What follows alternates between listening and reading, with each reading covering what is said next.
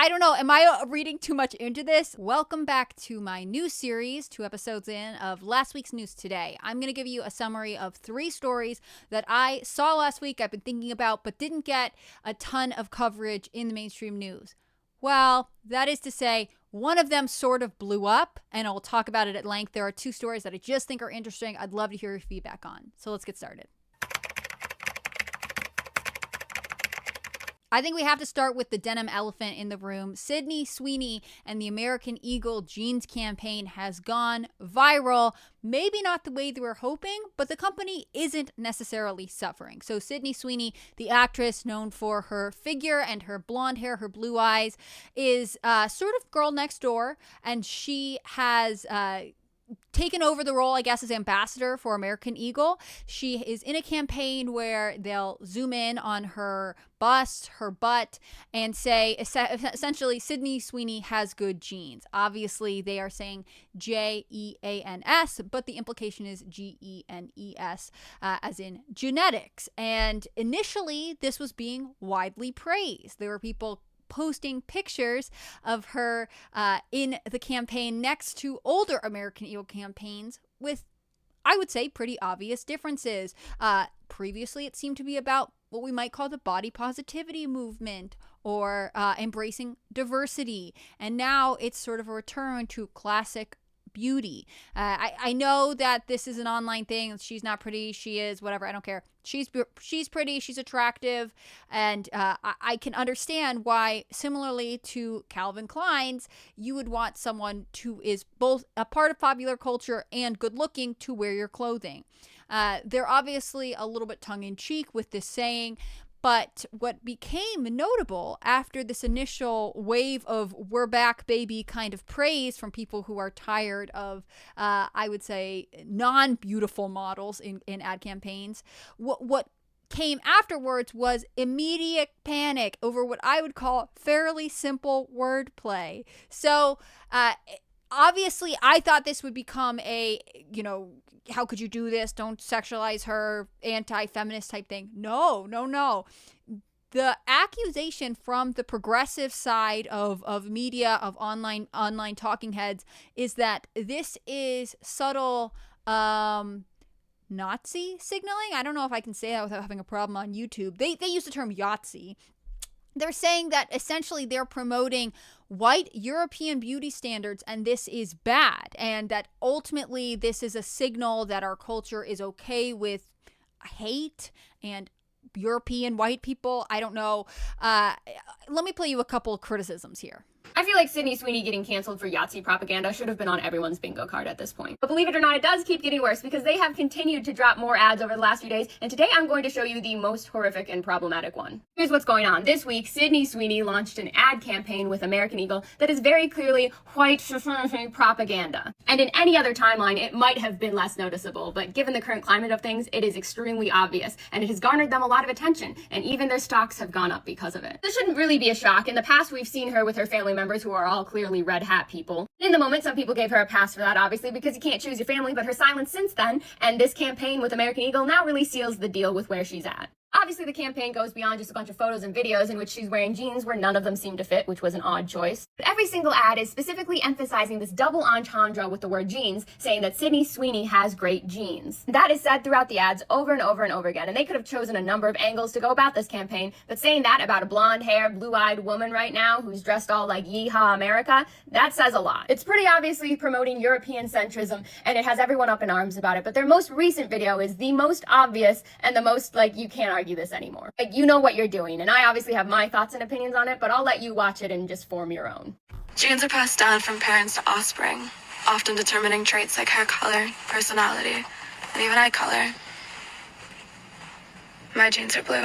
Sydney Sweeney has great genes. Blonde hair, blue eyes, white, has great genes. American Eagle, that's your ad? When I first saw this, I honestly thought it was fake. I mean, how could a huge established company with a massive platform put something so wrong in an ad? This isn't just about one ad or one actress. These campaigns go through layers and layers of approval. And still, nobody caught this. And let's be real, there are so many issues with this message. And as I scroll through American Eagle's leadership team, if I had to make a guess on how this slipped through, it would be a lack of diversity on leadership teams, in management, and among decision makers. When companies don't have diversity or the appropriate authority and safety for people to actually speak up without fear of backlash, red flags get missed. And just to be clear, this issue is not unique to American Eagle. Companies all across corporate America have the same issue. And sometimes the fallout is loud, like this, and sometimes it quietly costs them in missed opportunities, lack of innovation, and poor decisions. Because diversity matters for more than just optics. It's critical for business success. A lot of companies need to learn from this. Because when you have representation of everyone at the decision-making table, you get better brands, stronger culture, and yes, better business outcomes. Corporate America, we can do better, and we need to. Now look, it's a free country and you're allowed to be as crazy as you want to a certain extent, can't harm people. I think these criticisms are kind of ridiculous. I mean, the girl who's going through and being like, look at their executive branch, it's all white. This is why we have a problem. Or maybe you're reading panic into this because people like the campaign and you can't have that. You can't have any criticism of people who are not up to whatever PC standards you think is okay. Honestly, this campaign is fine. It's, a little bit jokey, but it's getting way more attention because of the panic. And as we have seen, as has been documented, the stock did not tank. And so I think this is a pressure campaign to sort of go against Sydney Sweeney or return to basically what could be deemed model culture. Instead of having kind of the weirdest looking person, I think Burberry did this at one point, on the cover of your ad campaign, you have someone that universally people will think is attractive. And then that led to the third part of this, which I think is the weirdest one. The resurgence of she's not hot. I don't see what's good looking about her. Cope, I would say. I think that people say that about Sydney Sweeney. You don't have to think she's the best looking person ever, but she is attractive. She's good looking. It's fine. It's not that big a deal. My favorite was basically Twitter's response to this. People being like, I think you're revealing more about yourself than you are about her when you complain about this. But what do you guys think? Is this campaign a dog whistle for eugenics, or is it just blonde girl models jeans and they make a punny joke about it? I tend to think it's the second one, but obviously check in on your local progressive neighbor. They might be having a hard time. They will maybe not shop at the store that probably most of them don't shop at anyways. The second story I'm going to bring to you right now is an immigration story, or at least an anti-immigration story. So Hawaii's public defender's office sent a letter to Governor Josh Green and asked him to make local police not cooperate with ICE, with Immigration Customs Enforcement. This is interesting to me. Some of you are going to be like, yeah, of course, Hawaii's a blue state. They're all liberal, whatever. This is funny to me because wasn't it Hawaii who was like, white people, Europeans, Americans came in and colonized us and ruined our local culture? They dethroned our royalty and they oppressed us, and it's bad. So you're saying a form of migration was bad, but now you're okay with other kinds of migration? I don't know. Am I reading too much into this? Let me read to you from this article. So it says, the state's office of the public defender has stepped into the convulsive national fray over immigration enforcement, asking Governor Josh Green to issue an executive order largely barring law enforcement agencies from collaborating with federal immigration authorities. The proposed order, which lawmakers considered but failed to pass during the latest legislative session, offers few exceptions, raising questions about whether it would supersede local law enforcement's ability to reach its own agreements. There's a quote here from Sonny Gadnin. I'm sorry, I'm mispronouncing this, as he's the deputy public defender who wrote the draft order. Sonny says, "This isn't, in my mind, radical in any sense. I think what the federal government is doing is radical. We're just reacting to that."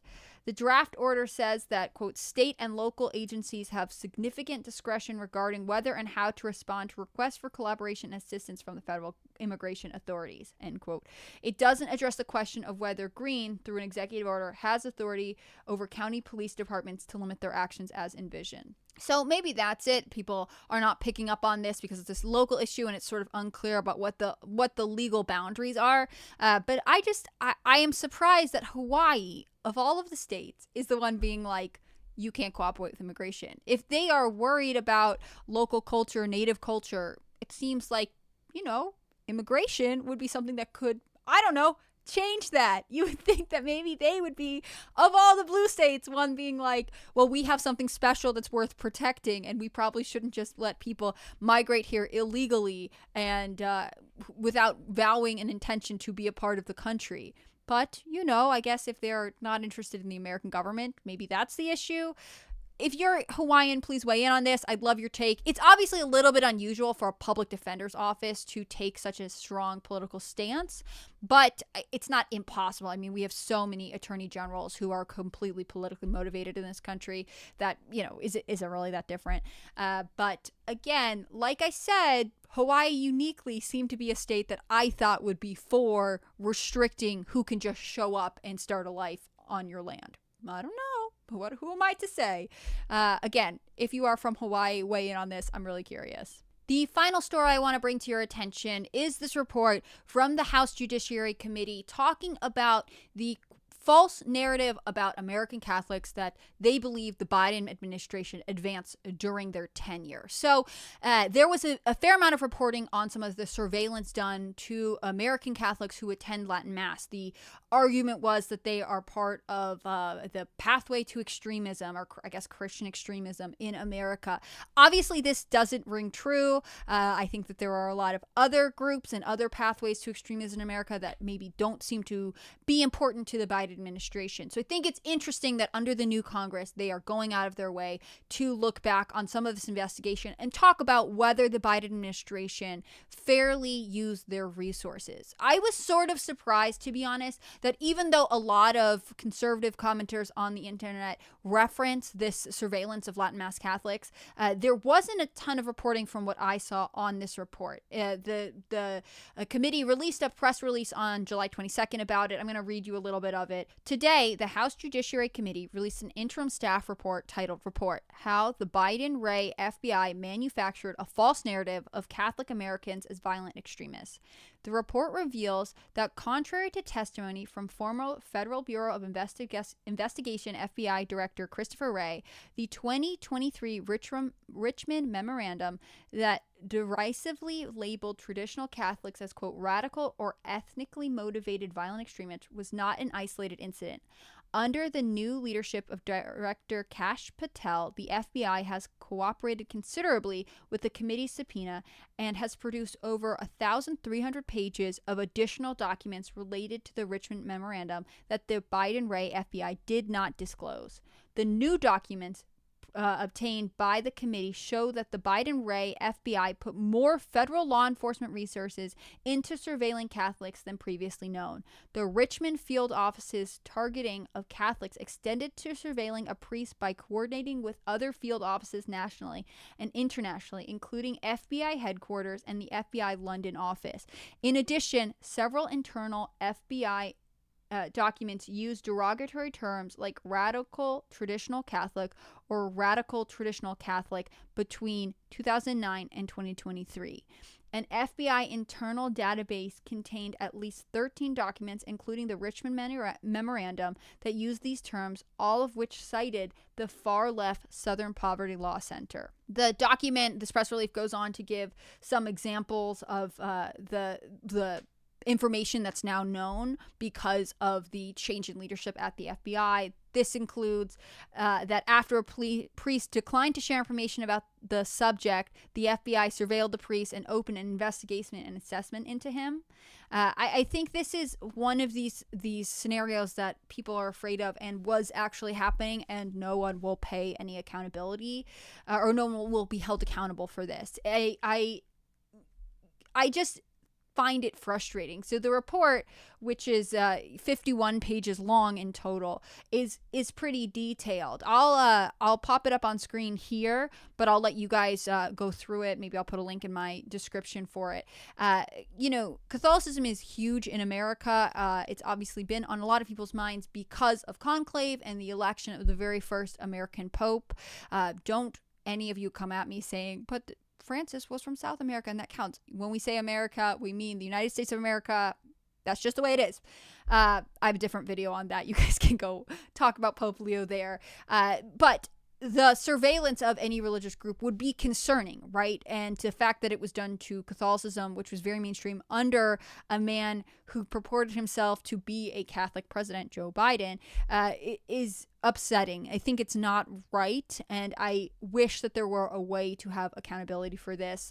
Obviously, this is an interim report. I actually expect there to be more, and I think in this case, it's good on Kash Patel for making sure this came to light. It would have been one of these scandals that was easily lost to the ages.